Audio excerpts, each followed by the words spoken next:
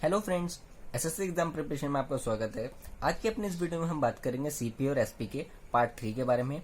इस तरह से पहले इससे रिलेटेड जो क्वेश्चंस थे मैंने पार्ट 2 में भी डाले हुए हैं, तो वो थोड़े अलग कंसेप्ट है, ये वाला कंसेप्ट अलग है। तो आप इस वीडियो को देखने से पहले आप एक बार इनसे पहले वाली वीडियो को यानी कि पार्ट 2 को और पार्ट 1 को जरूर देख लें, ठीक है? तभी आप इन क्वेश्चन को कर पाओगे।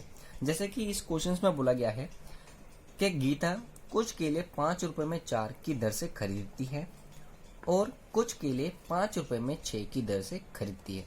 यानी कि वो दो तरह के केलों को खरीद रही है और उन्हें वह मिक्स करके 3 रुपए में 3 की दर से बेच देती है। तो उसका लाभ या हानि प्रतिशत में बताना है हमें, ठीक है? इससे पहले आप जरूर वीडियो को सेकंड पार्ट को आप जरूर देखें, क्योंकि इससे रिलेटेड और इससे अलग कंसेप्ट के क्वेश्चन मैंने उसमें बताए हैं। अब इस तरह के क्वेश्चंस को आप कैसे सोल्व करोगे वो देखिए।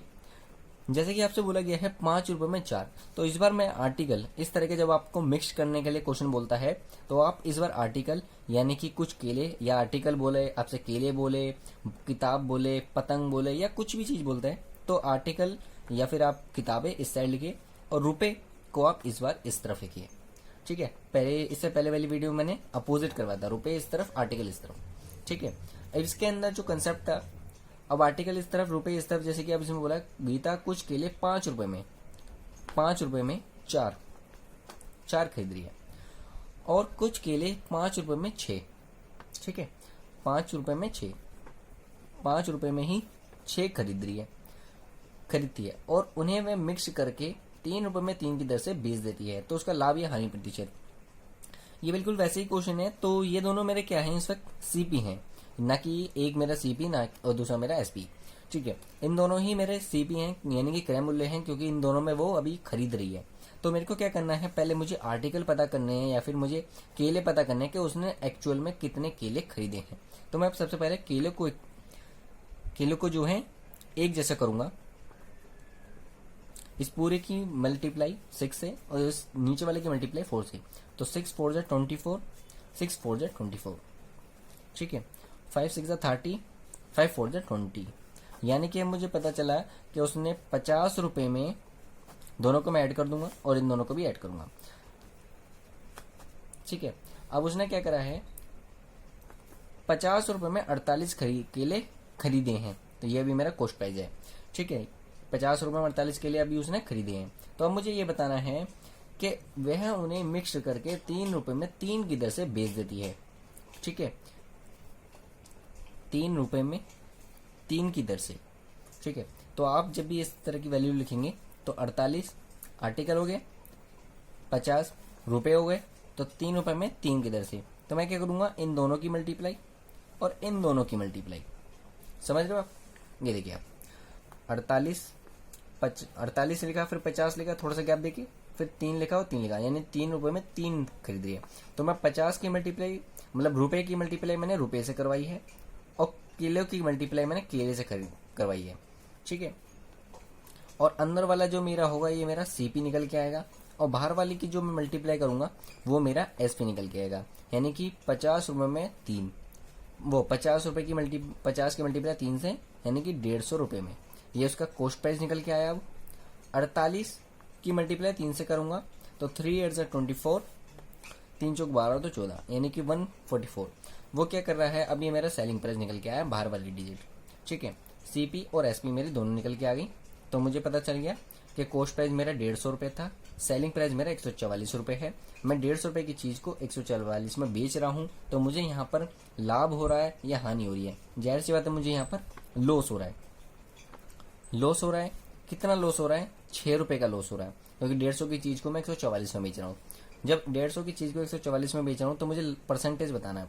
6 निकल के आया मेरा, 6 रुपए का लॉस कॉस्ट प्राइस से निकलता है मेरा हमेशा, तो इंटू 100। आप जिसको करोगे 50 दूनी 50 दिया, 3 एकम 3 दूनी 6, यानी कि 4% का मुझे घाटा हो रहा है, ठीक है? आई होप आपको ये क्वेश्चन समझ में आएगा। इसी तरह का क्वेश्चन मैं एक दो और आपको करके दिखाता हूँ। अब आप इस क्वेश्चन में देखिए, शिवानी कुछ संतरे 5 रुपए में 4 की दर से खरीदती है और कुछ और संतरे 4 रुपए में 5 की दर से खरीदती है और बाद में वह उन्हें 5 रुपए में 5 की ही दर से बेच देती है। तो उसका लाभ या हानि प्रतिशत बताना है। पहले को क्या करिए 5 रुपए में 4 की दर से खरीदती है, दूसरी बार में 4 रुपए में 5 की दर से खरीदती है। उनको मिक्स करके वह 5 रुपए में 5 की दर से बेच देती है। उसका हमें लाभ या हानि प्रतिशत बताना है। सिंपल बिल्कुल वैसा क्वेश्चन है जैसे कि मुझे आपको मैंने पहले बताया है 4 रुपए में संतरे एक जगह लिखे और रुपए एक जगह मैंने लिख दिए। 5 रुपए में क्या करिए 4 खरीद रही है, वहीं दूसरा 4 रुपए में कितने 5 खरीद रही है। ये दोनों मेरे क्या है अभी सीपी क्रय मूल्य, ठीक है। तो मैं इन दोनों संतरों को इक्वल कर लूंगा क्योंकि मुझे पता करना है कि टोटल संतरे उसने कितने खरीदे, ठीक है। तो इसकी मल्टीप्लाई मैं 5 से कर देता हूं और नीचे वाले की 4 से। 5 चौका 20, 5 पंजे 25, 4 पंजे 20, 4 चौक 16, यानी कि उसने 40 संतरे खरीदे। कितने के 6 5 11, 2 और 1 3 और 1 4, 41 रुपए में। 41 रुपए में उसने 40 संतरे खरीदे। तो उसने बाद में मिक्स करके, अब ये मिक्स हो चुके हैं हमारे, मुझे अभी पता चल गया टोटल 41 रुपए में खरीदे। कितने 40 रुपए 40 के संतरे, ठीक है। तो मुझे अब ये पता चल गया 5 रुपए में कितने का बेच रहा है 5 की दर से। तो मैं इन दोनों को रुपए की मल्टीप्लाई रुपए से और रुपए की मल्टीप्लाई जब रुपए से होगी तो वो क्या होगा मेरा सीपी यानी कि क्रय मूल्य। और उसके बाद वस्तु की मल्टीप्लाई वस्तु से, यानी कि कोई भी चीज आपको दे रखी हो, संतरे किताबें कुछ भी दे रखा हो तो उसकी मल्टीप्लाई उससे, और वो मेरा क्या निकल के आएगा एसपी, ठीक है। तो 41 की मल्टीप्लाई अगर मैं इससे 5 से करता हूं तो 5 × 5, 5 चौका 20। इसकी मल्टीप्लाई में करता हूं तो आपसे 5 चौका 20। इसमें भी मुझे कॉस्ट प्राइस मेरा यानी क्रय मूल्य 205 है और सेलिंग प्राइस मेरा 200 है। तो मुझे यहाँ पर लॉस हो रहा है, कितना हो रहा है 5 का लॉस हो रहा है। लॉस हो रहा है मुझे कितना 5 रुपए का। किससे हो रहा है कॉस्ट प्राइस से हमेशा हमें लॉस होता है इंटू में 100। 5 एकम 5, 5 चौका 20, 5 एकम 5। तो जब आप 41 को 100 से डिवाइडेड करोगे तो आपकी वैल्यू कुछ ये आएगी 3 3 चौक 12, 2 से ही जाएगा, 2 एकम 2, 2 चौक 8। आपका आंसर निकल के आएगा 8 और ये 18, यानी कि 2 18 अपॉन में 41% का हमें लॉस हो रहा है, ठीक है। मैंने आपको पूरी चीज करके दिखा दी है।